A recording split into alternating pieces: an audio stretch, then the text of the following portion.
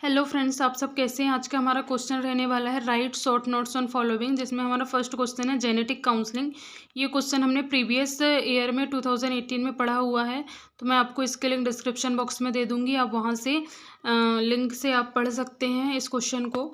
फिर हमारा next question रहने वाला है आज का बी नंबर का। उसमें आ जाएगी prenatal testing and diagnosis, इसके बारे में हमें बताना है। तो हम सबसे पहले प्री नेटल डायग्नोसिस देख लेते हैं। Prenatal diagnosis employ a variety of techniques to determine the health and condition of unborn foetus. Unborn foetus होते हैं, उसमें हम डायग्नोसिस निकाल लेते हैं। अगर कोई डायग्नोसिस वहाँ पे हो रही है तो हम पेरेंट्स को उस डायग्नोसिस के बारे में बताते हैं, उसकी टेस्टिंग करवाते हैं, क्या क्या परेशानी हो रही है वो सब हम यहाँ पे बताते हैं, उसको क्योर करने में हेल्प करते हैं। फिर पेरेंटल डायग्नोसिस हेल्प इन किस किस चीज़ में पेरेंटल डायग्नोसिस हेल्प करती है वो हम देखेंगे।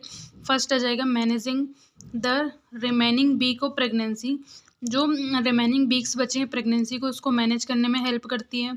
फिर determining the outcome of pregnancy, birth defects अगर होते हैं तो इस टाइम में भी हमारी ये हेल्प करती है। फिर है planning for possible complication with the birth process, अगर बर्थ प्रोसेस के टाइम में किसी प्रकार का कॉम्प्लिकेशन होता है उसकी भी प्लान करने में हेल्प करती है।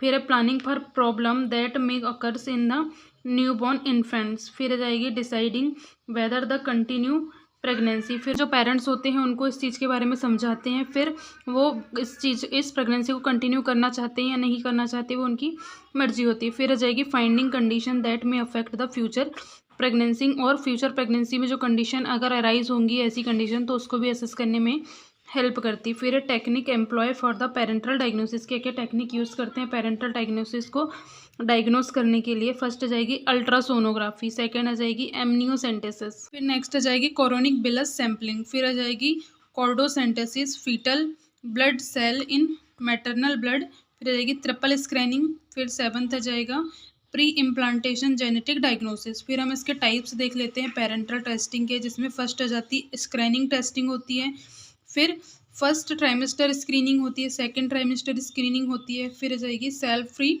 Fetal DNA CF DNA testing होती है। फिर हम देख लेते हैं रीज़न फॉर पेरेंटल टेस्टिंग के क्या क्या रीज़न होती है। फिर फर्स्ट आ जाएगा assess risk of genetic condition, अगर किसी प्रकार की जेनेटिक कंडीशन अगर पेरेंट्स में है तो उसको हम असेस करने में हेल्प करते हैं, जैसे अगर डाउन सिंड्रोम वगैरह, सिस्टिक फाइब्रोसिस, ये सब हमने इसमें असेस कर सकते हैं। फिर आ जाएगी detect congenital anomalies, example स्पाइनो bifida heart defect, अगर किसी प्रकार के कंजेनाइटल एनोमलीज है तो उस टाइम में भी हम पेरेंटल काउंसलिंग में ये टेस्टिंग के द्वारा हम पता लगा सकते हैं।